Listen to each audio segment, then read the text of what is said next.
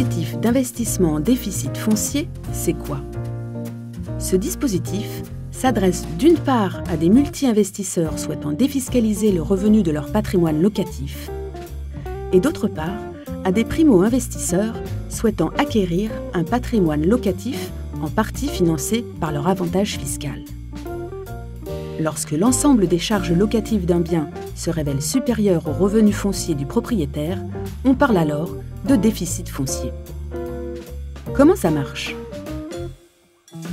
En cas de déficit foncier, le dispositif permet dans un premier temps à l'investisseur de ne pas être imposé sur son revenu foncier, et ce, même sur ses autres biens immobiliers, et dans un second temps, de déduire le montant restant du déficit foncier de son revenu imposable global, dans la limite de 10 700 €, l'excédent pouvant être déduit de ses futurs revenus fonciers pendant 10 ans.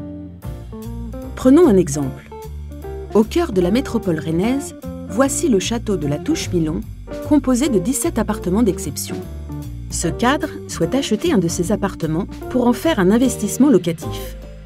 Il gagne 80 000 € par an et a déjà un revenu foncier annuel de 15 000 €. Le prix de revient de l'appartement est de 300 000 €, dont 212 100 € dédiés aux travaux nécessaires à la réhabilitation de ce bien durant 3 ans. Grâce à cet investissement, il bénéficiera d'un avantage fiscal important. Comment calculer cet avantage? Pendant 3 ans, son déficit foncier sera la différence entre son revenu foncier, soit 15 000 €, et ses charges de travaux, soit 70 700 € par an. 15 000 moins 70 700 égale moins 55 700. Sur ce déficit, 10 700 € seront directement imputés sur le revenu global chaque année pendant 3 ans. Et le solde, de 135 000 €, correspondant à 45 000 € x 3, pourra être utilisé pour absorber les revenus fonciers des 10 années suivantes. Ainsi, l'investisseur aura compensé en 13 ans les 212 100 € correspondant au coût des travaux sur ses revenus fonciers. Durant les 3 années correspondant aux travaux, il sera imposé non pas sur 95 000 €, 80 000 plus 15 000, mais sur 69 300 €, 80 000 moins 10 700. Et les 10 années suivantes, il sera imposé non pas sur la base de 95 000 €, mais sur la base de 80 000 €.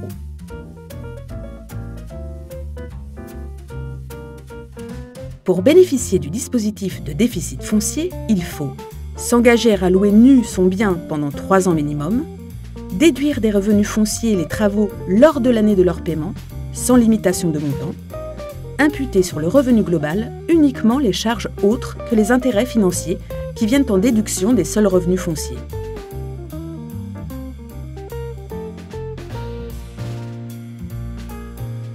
En bref, investir avec le dispositif foncier, cela veut dire défiscaliser ses revenus fonciers, voire une partie de ses revenus globaux, passer dans certains cas à une tranche d'imposition plus faible, ne pas être soumis au plafonnement des niches fiscales, se constituer un patrimoine immobilier pour préparer l'avenir, participer à la rénovation du bel immobilier ancien, contribuer à une démarche de développement durable grâce à une faible empreinte carbone, avoir la fierté de participer à la sauvegarde du patrimoine architectural français.